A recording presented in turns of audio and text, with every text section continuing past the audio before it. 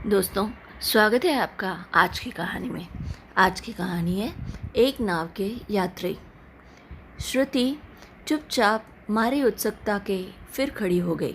यह 5वीं मर्तबा था, लेकिन इस बार लगा कि सीटी की आवाज़ सचमुच दूर से काफ़ी नज़दीक होती आ रही है और गाड़ी प्लेटफॉर्म में प्रवेश कर इससे अधिक देर नहीं।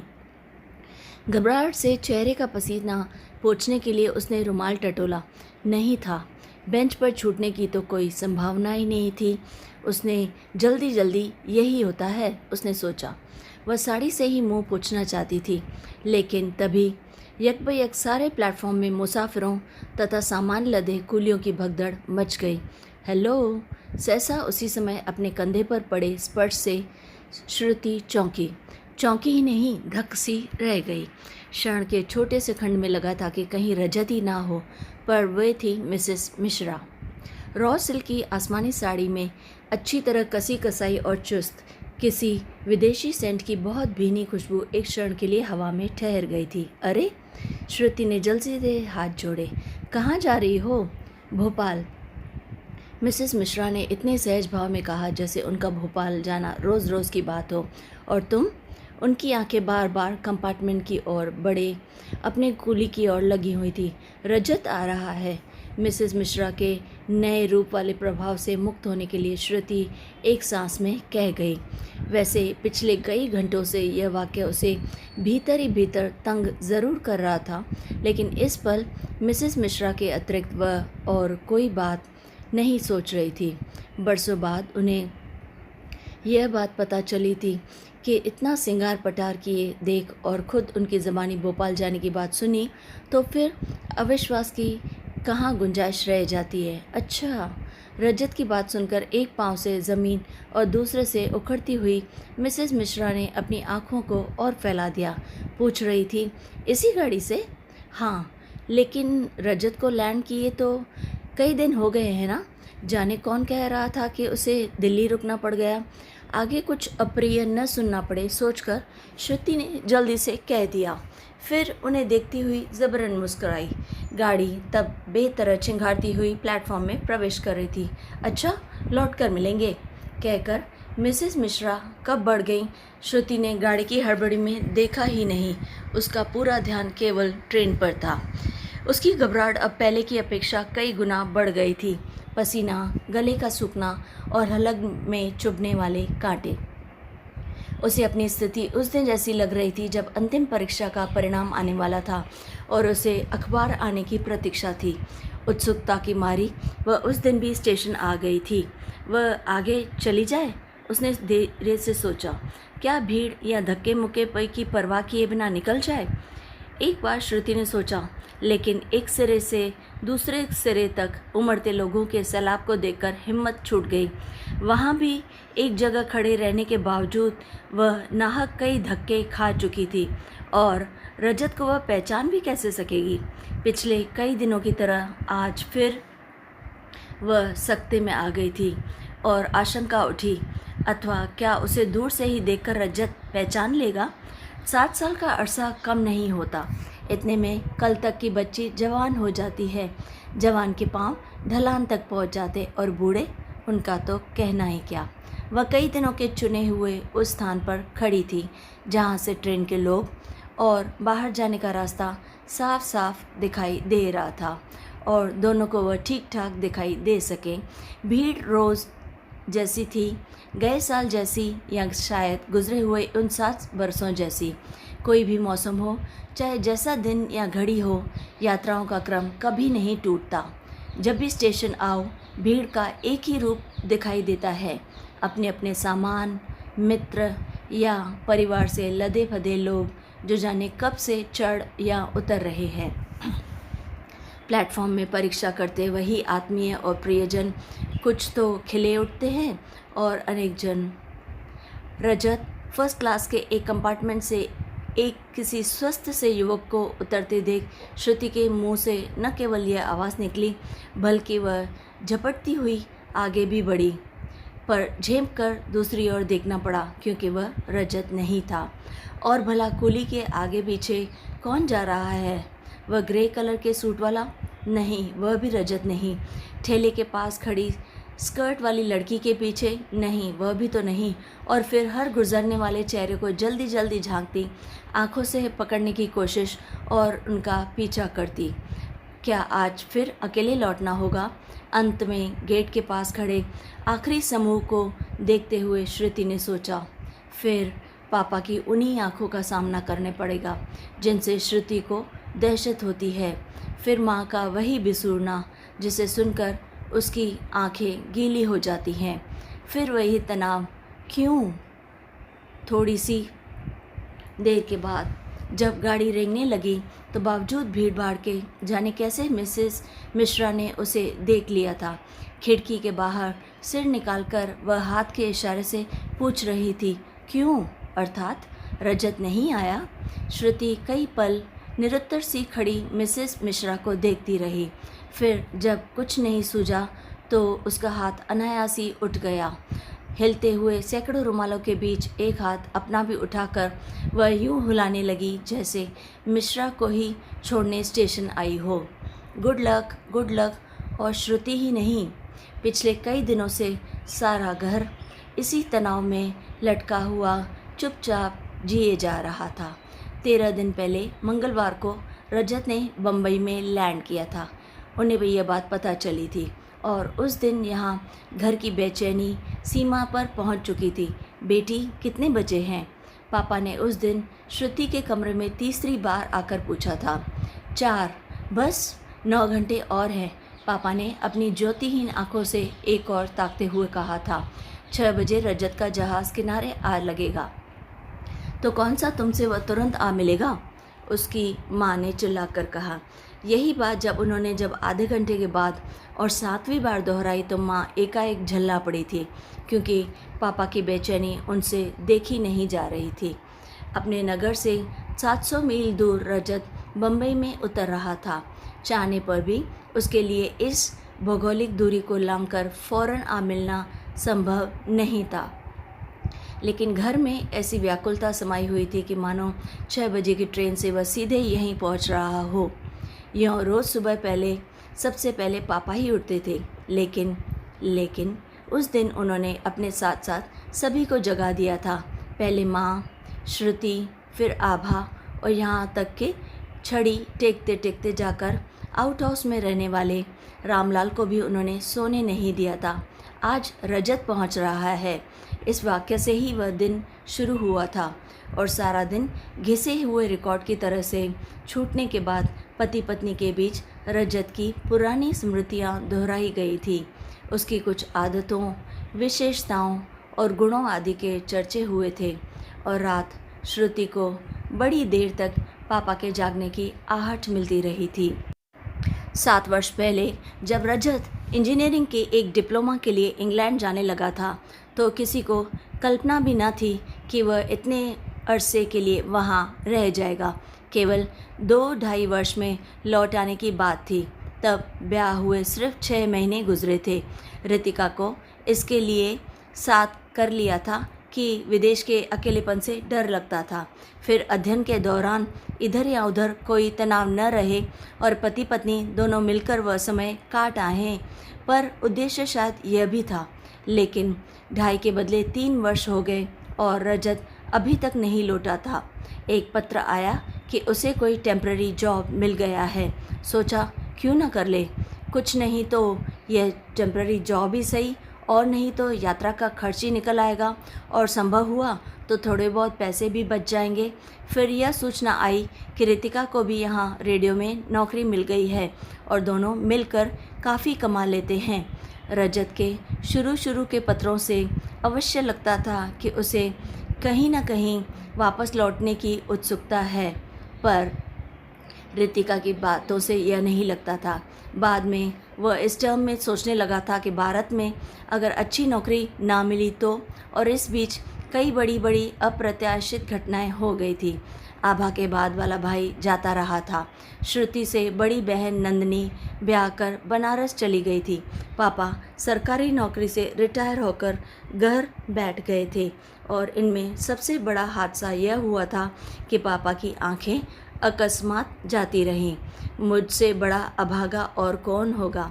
इस खबर के मिलते ही रजत ने बेहद दुखी स्वर में लिखा था कि इतनी बड़ी बात हो जाए और मैं आपके पास ना हूँ, सचमुच मैं बड़ा अभागी हूँ, या यह मेरे पूर्व जन्म के पापों का फल है कि इतना सब होने के बाद भी मैं आपसे हज़ारों मील दूर पड़ा हूँ। लेकिन पापा, आप चिंता मत करें, मैं आजकल में यहाँ के आई स्पेशलिस्ट से कंसल्ट कर रहा हूँ और मुझे विश्वास है कि जिस दिन आपको यहाँ ले आऊँगा सब ठीक हो जाएगा। खत सुनकर पापा रो पड़े थे। श्रुति से पत्र लेकर कुछ देर वे उस पर यूं हाथ फेरते रहे मानो उंगलियों में आंखें आ गई हों, और फिर भर्राए कंठ से उन्होंने इतना ही कहा था, श्रुति की माँ, ईश्वर की सौगंध, अब मुझे आंखों का अफसोस बिल्कुल नहीं रहा। और उस दिन कई महीनों के बाद समूचे घर के लोग पापा के पास इकट्ठा हुए थे। उन्हें घेरकर श्रुति, आभा और माँ सभी साथ में बैठ गए थे और पापा ने आदत अनुसार नौकरी के दिनों वाले पुराने किस्से सुनाए थे। वे किस्से जिन्हें इससे पहले भी कई बार उन्होंने सारे घर को सुनाया था। गेट के बाहर श्रुति ठिठक कर रुक गई। 3-4 दिनों से यही हो रहा था। स्टेशन से लौटने में पैदल तय करने वाला रास्ता चाहे जल्दी से कट जाए, घर आते आते अक्सर कदम धीरे पड़ जाते थे। गेट में से गुजरते वक्त लगता जैसे किसी ने पाँव में पत्थर बांध दिए हों, और बात बिल्कुल नई ना थी। लेकिन आज से पहले श्रुति ने अपने को इतना अवश्य कभी भी महसूस नहीं किया था। उसे लगा कि और कोई दिन भले ही भ्रम होता रहा हो, आज की स्थिति दूसरी ही है।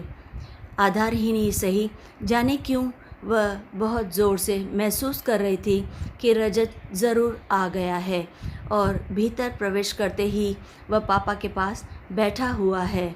बहुत मुमकिन है कि स्टेशन की भीड़ भाड़ में वह मिस कर गई हो, या उसने पहचाना ही ना हो रजत को और रजत चुपचाप वहाँ से निकल आया हो। मटियारे अंधेरे में घिरी हुई शाम, हवा में हल्की सी खुनकी थी। छिटपुट या इक्का दुक्का घरों की बत्तियां मोहल्ले के सभी अंधेरे और निर्जन कोनों को घूर रही थी। ऐसे में बेहद मध्यम रोशनी में डूबा हुआ अपना एक मकान एक क्षण के लिए श्रुति को ही भूतहा और रहस्यमय सा लगा। ये सारे घर में अंधेरा क्यों बना रखा है?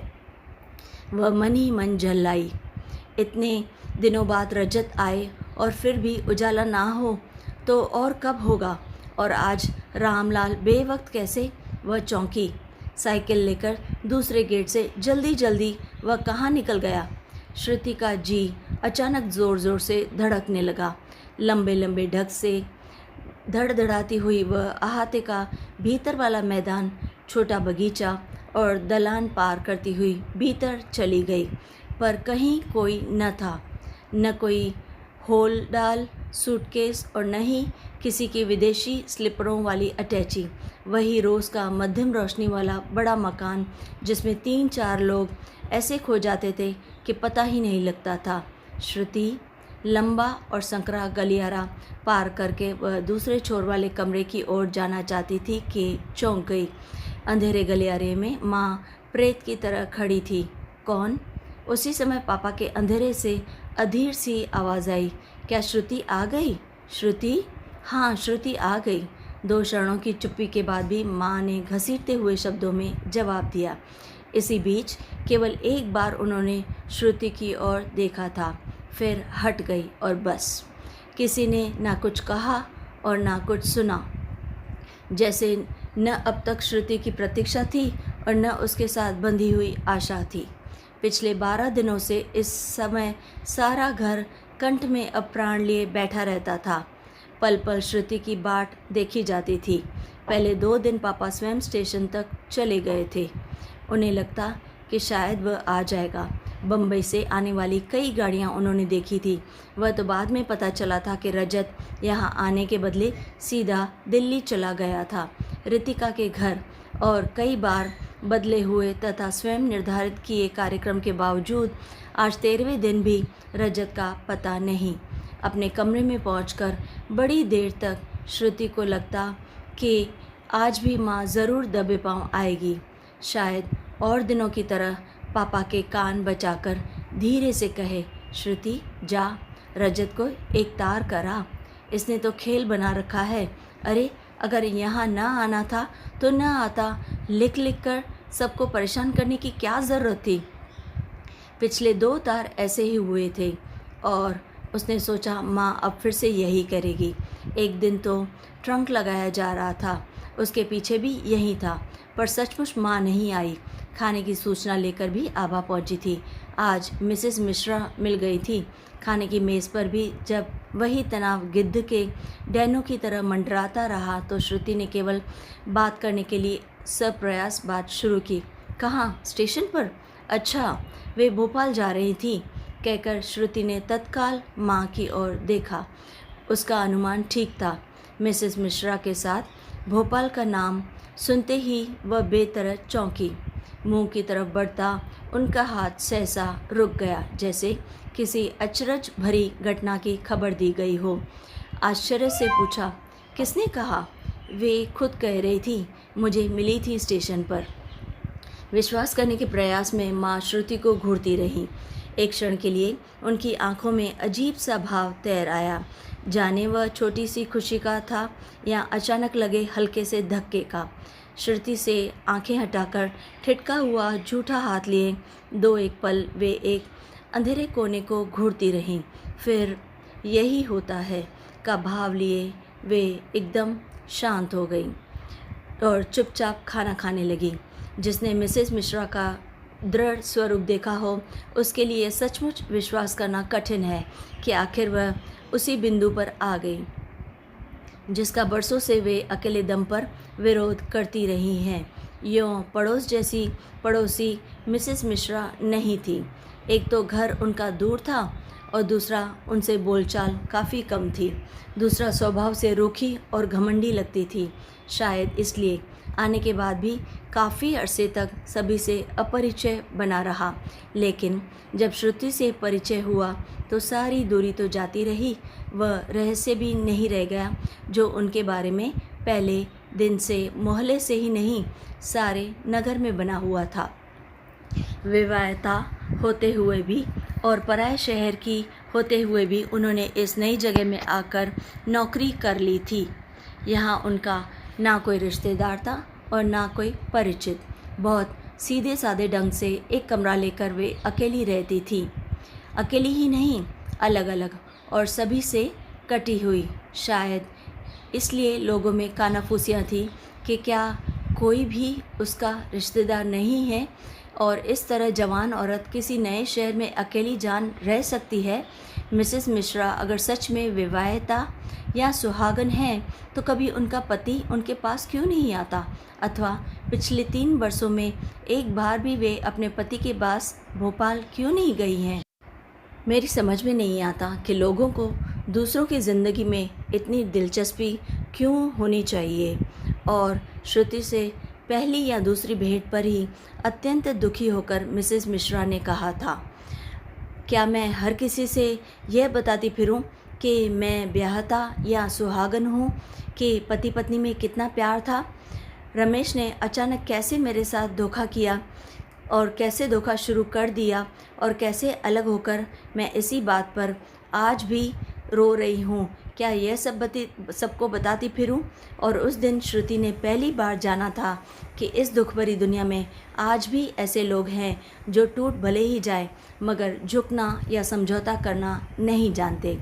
अगर प्रेम विवाह के 1-2 साल बाद ही कोई रमेश किसी रूप जाल में उलझकर नए अफेयर में फंस जाए तो मिसेस मिश्रा जैसी कोई साधारण सी औरत अपनी ज़िंदगी आगे क्यों नहीं बढ़ा सकती, और ऐसी स्वाभिमानी औरत क्या कर सकती है। श्रुति को लगा जैसे वह अकेली नहीं, चुपचाप कौर उठाती हुई माँ भी आज उसी दिन की बात सोच रही थी। उस दिन आभा के बर्थडे के बाद मिसेस मिश्रा आई थी। घर में बीते हुए एक छोटे से उत्सव के अवशेषों के बीच उस दिन माँ को जाने क्या सूझी कि उन्होंने उनसे बात करना चाहा कि ट्रंकों के एक ज़माने में बंद ढेर सारे पुराने और कीमती कपड़े वह निकाल लाई थी। फिर उन्हें मिसेस मिश्रा के सामने फैलाकर बैठते हुए पूछा था, तुम्हें रफ़ू करना आता है? मिसेस मिश्रा ने हंसकर नहीं कह दिया था। ये कपड़े मेरे शादी के हैं, माँ बोली थी। कुछ शायद उससे भी पहले के रखे रखे फटते देखकर मुझे लगा इन्हें थोड़ा बाहर निकाल दूं, और देख के उन्हें जी दुखता है तो जानती हो क्या करती हूँ, रफ़ू करते फिर सहेज देती हूँ। मेरी तो अब पहनने की उम्र नहीं। श्रुति नंदिनी से पहनने को कहती हूँ तो ये लोग हंसते हैं। मिसेस मिश्रा एक एक साड़ी का पल्ला लेकर उन पर किया हुआ सोने चांदी का काम ध्यान से देखने लगी थी। तुम भोपाल कब जा रही हो? माँ ने जानबूझकर पूछा, और बीच में बिल्कुल अचानक बिना किसी प्रसंग के माँ ने यूँ ही पूछ लिया तो श्रुति ने स्पष्ट देखा कि मिसेस मिश्रा का चेहरा एकदम उतर गया है। अपने को जैसे तैसे संभालकर उन्होंने सूखे होठों से जवाब दिया था, अभी तो ऐसी बात नहीं है। क्यों? क्यों क्या? माँ बोली थी, दुनिया में यह सब तो चलता रहता है। पति से अगर कोई गलती हो जाए या कहीं रूठ जाए तो तुम अकेली कहाँ तक लड़ोगी? किसी चीज़ से अगर सचमुच प्यार हो या वह कीमती हो तो टूट फूट जाने पर भी उसका मोह नहीं जाता। मुझे ही देख लो। और फिर पुराने कपड़ों वाले उदाहरण के अतिरिक्त उनकी ढेरों दुनियादारी की बातें, जिनसे हर एक तरह का इशारा बस एक ही ओर जाता था। यहाँ तक कि उन्होंने यह भी कहा कि अंत में मिसेस मिश्रा घबराकर किसी बहाने से श्रुति के कमरे में उठ आई थी। एकांत में श्रुति के सामने उन्होंने आंसू पोंछे थे। क्रोध और अपमान से तमतमाया चेहरा लिए वे बड़ी देर तक चुप रही थी, और जब माँ के ही स्वर में जब श्रुति ने तसल्लियाँ देनी चाही थी तो आवेश में आकर उन्होंने अपने जूड़े में घुसा हुआ फूल निकाल लिया था। कुछ देर वे उसकी पंखुड़ियों को सहलाती रही थी, मानो कोई गहरा सा जवाब देने से पहले अपने शब्दों को तोल मोल रही हों। अंत में उसकी एक पंखुड़ी को नाखून से चीरकर भरे गले से बोला, इसे रफ़ू कर सकती हो? और श्रुति को हाथ खींचते हुए देखकर माँ ने सहसा टोक दिया, तूने तो कुछ खाया ही नहीं। सोने से पहले बत्ती याद से बुझा देना। जाती हुई श्रुति को माँ ने रोज़ की तरह हिदायत दी, नाहक मुझे परेशान होना पड़ता है, और आभा अगर ज़िद करे तो अपने पास ही सुला लेना। अच्छा? माँ ऐसा कहती हुई चली गई। रजत के बारे में कोई बात नहीं, एक भी शब्द नहीं। रात कई बार श्रुति को भ्रम होता रहा कि माँ उसके कमरे में आई है। वह कई बार अचकचाकर उठी, लेकिन उसने देखा कि रात के सन्नाटे में पाया कि कमरे से खांसने और बार बार बेचैन करवटें बदलने के अतिरिक्त और कोई आवाज़ नहीं आ रही थी। लेकिन 13 दिनों से जिस रजत के आने की इतनी धूम थी, वह आया तो तब जबकि उसे लेने के लिए घर की दहलीज पर भी कोई नहीं था। सुबह के 3 बजे थे और सारा घर सो रहा था। श्रुति से खबर सुनते ही पापा हड़बड़ाकर उठ बैठे। अपनी छड़ी के लिए एक पल वे हवा में हाथ चलाते रहे, फिर केले के जवान पत्तों की तरह बाहें फैलाकर थरथराते हुए खड़े हो गए। रजत ने आगे बढ़कर उनके पांव छुए। पीछे पीछे रितिका थी। तूने तो बड़ा इंतज़ार कराया बेटा, अपने चरण छुए जाने के बीच माँ कहना चाहती थी। यहाँ तो कई दिनों से यह हाल है कि पर कहा नहीं गया।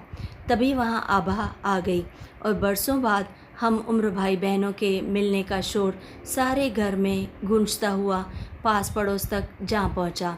अरे आभा, तू इतनी बड़ी हो गई, और क्या उतनी ही बनी रहेगी? माँ बोली। रितिका, तुम्हें याद है रजत ने कहा था यह कितनी सी थी, और श्रुति को तो देखो, कमबख्त बड़ी अच्छी खासी महिला बन गई है। और जो मैंने एमए पास कर लिया है वो, श्रुति बोली, लेक्चरर हो गई हूँ वो, तुम लोगों के बराबर कमाने लगी हूँ वो, इनमें से किसी की बधाई नहीं। रजत, इस बार तो मुझे भी अपने साथ इंग्लैंड ले चल। अच्छा अच्छा, रजत ने चिढ़ाया और हंसने लगा। कभी आईने में अपनी शक्ल देखी है? और उस धमा चौकड़ी में श्रुति के अतिरिक्त किसी ने नहीं देखा कि बाबा की उठी हुई बाहें कैसे नीचे गिरी। देखो मैं तुम सबके लिए क्या क्या लेकर आया हूँ।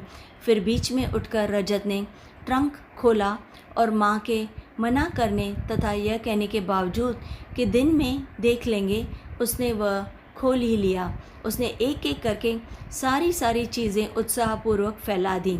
पापा के लिए कार्डिगन, आभा के लिए नए प्रकार के खिलौने और श्रुति और नंदिनी के लिए स्वेटर तथा स्कार्फ। रितिका यह बताती रही कि उन प्रेजेंट्स के एक एक पीस के लिए उन्होंने लंदन की कितनी कितनी दुकानें देखी थी और कितने अंबारों में से उन्हें ढूंढकर पसंद किया था।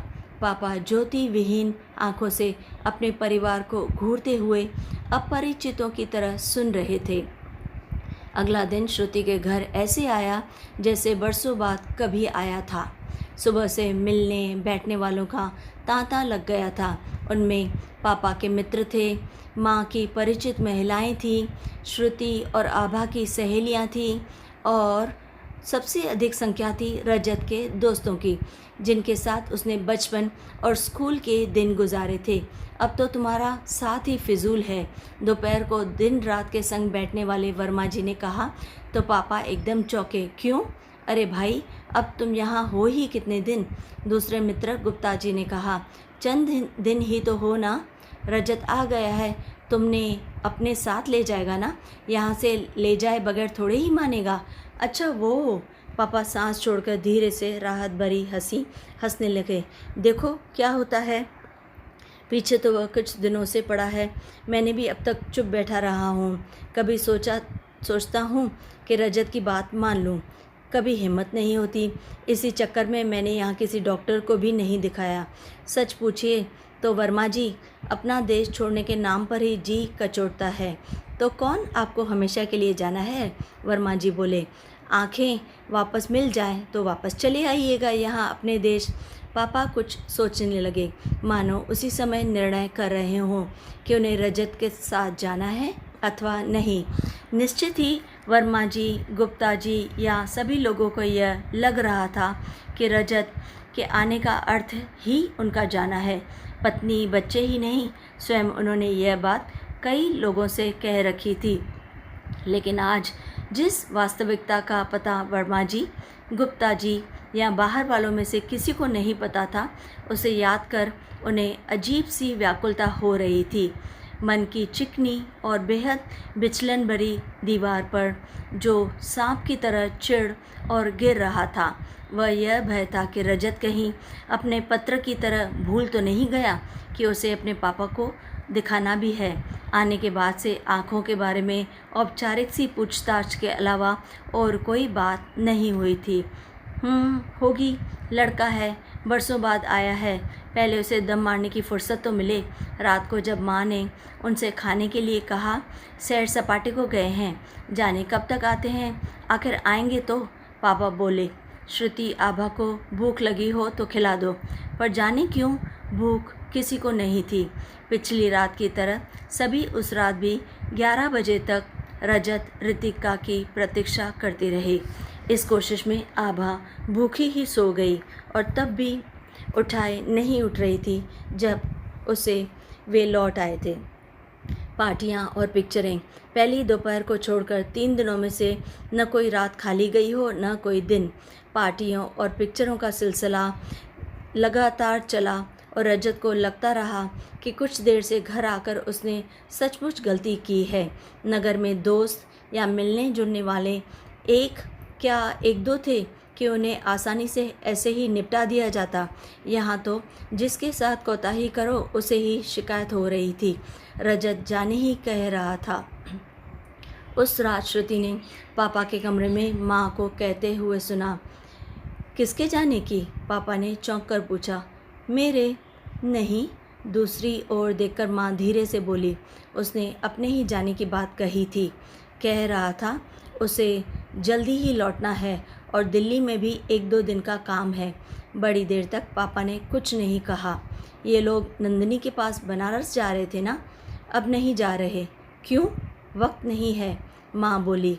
माँ के पास जयपुर जाने वाला प्रोग्राम भी सुना है रद्द कर दिया है, रितिका कह रही थी। उनके प्रेजेंट्स भिजवा देते हैं।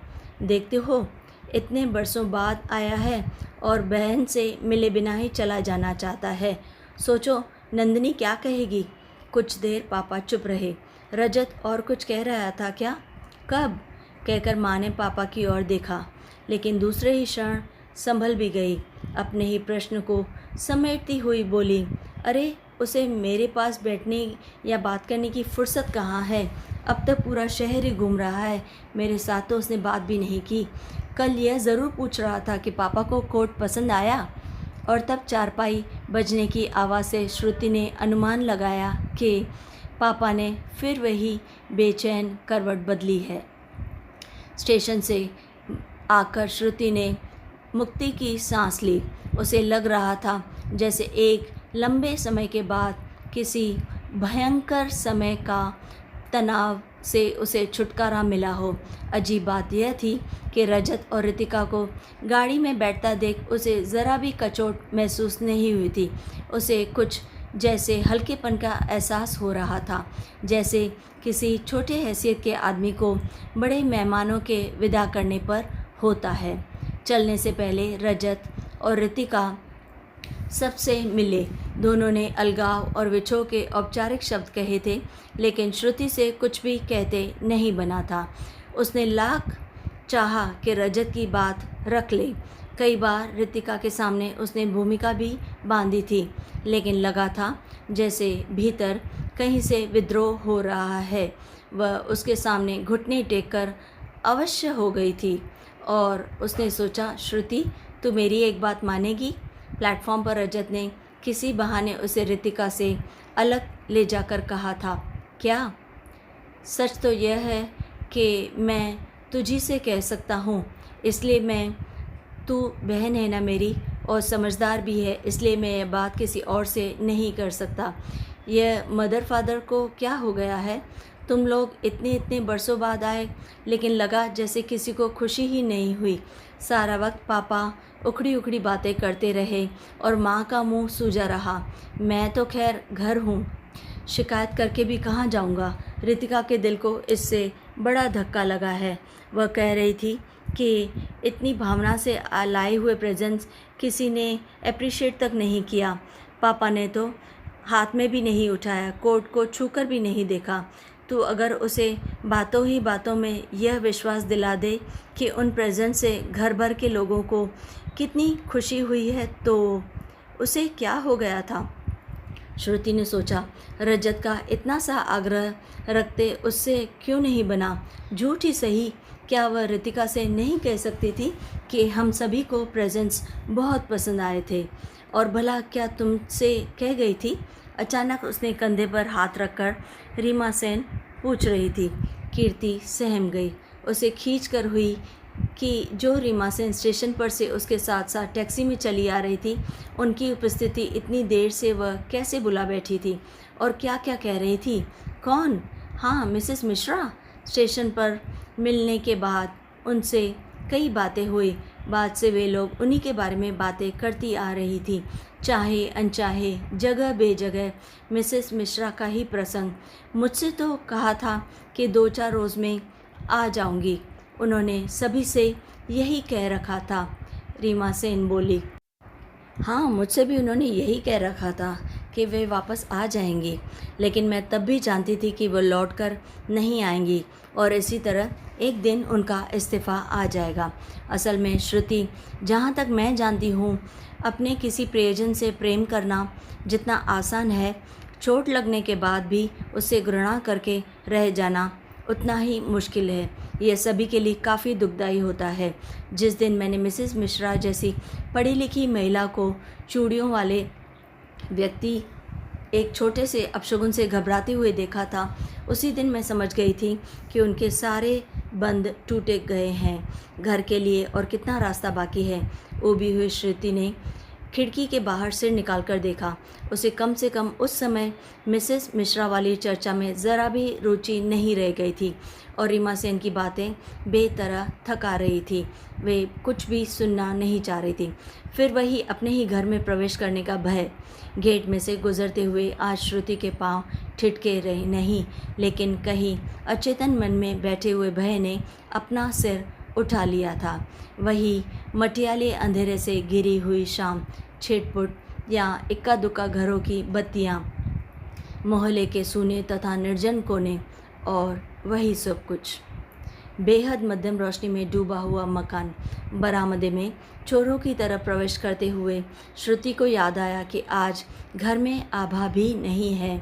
रजत रितिका से मिलने आई मासी के साथ ही वह चली गई थी। घर और उजाड़ हो गया था। वह जानती थी कि घर की क्या तस्वीर होगी। जो पापा रजत को छोड़ने के लिए काफ़ी मचल रहे थे, दहलीज तक भी नहीं आए थे। उनसे चारपाई छोड़ उठने की उम्मीद करना फिजूल की बात थी और माँ किसी अंधेरे कोने में चटाई डाले पड़ी होंगी। श्रुति थक सी गई थी। अच्छा हुआ कि आज आभा भी नहीं थी। वह चाहती थी कि माँ या पापा किसी का भी सामना किए बगैर सीधे अपने कमरे में भागे और बिस्तर पर टूट पड़े। वह थक चुकी थी। उसने अंधेरा गलियारा भी पार कर लिया था, लेकिन पापा के कमरे से फूटने वाली रोशनी ने उसे सहसा चौंका दिया। गुजरते गुजरते भी वह पापा के कमरे के पास ठहर गई। कौन? उसी समय भीतर से पापा की आवाज़ आई। श्रुति भयभीत शेर की तरह दीवार से सटकर खड़ी हो गई। कोई नहीं है। एक क्षण बाद इधर की आहट कर सुनकर माँ ने आश्वस्त होते हुए यह कहा, अच्छा, मुझे लगा जैसे श्रुति आ गई। सुनकर श्रुति से बिल्कुल रहा नहीं गया। कोई पाप होता है तो हुआ करे, सोचकर चलते चलते ही सही उसने कमरे में झांक कर देखा तो कई क्षण आश्चर्यचकित सी देखती रह गई। पापा ने वही कोट पहन रखा था जिसे रजत के होते हुए उन्होंने छुआ तक नहीं था, और सामने कार्डिगन पहने माँ खड़ी थी और उन्हें कंधों से पकड़े कार्डिगन के एक एक हिस्से को अपनी उंगलियों से टटोलते हुए पापा पूछ रहे थे, इसका रंग कैसा है तुम जानती हो? मैं तो नहीं देख सकता, तुम ही मुझे बता दो। तो दोस्तों, कैसी लगे आपको आज की कहानी? अगर अच्छी लगे तो लाइक और शेयर ज़रूर कीजिए और चैनल को याद से सब्सक्राइब भी कीजिए। तो फिर लाइक, शेयर, सब्सक्राइब।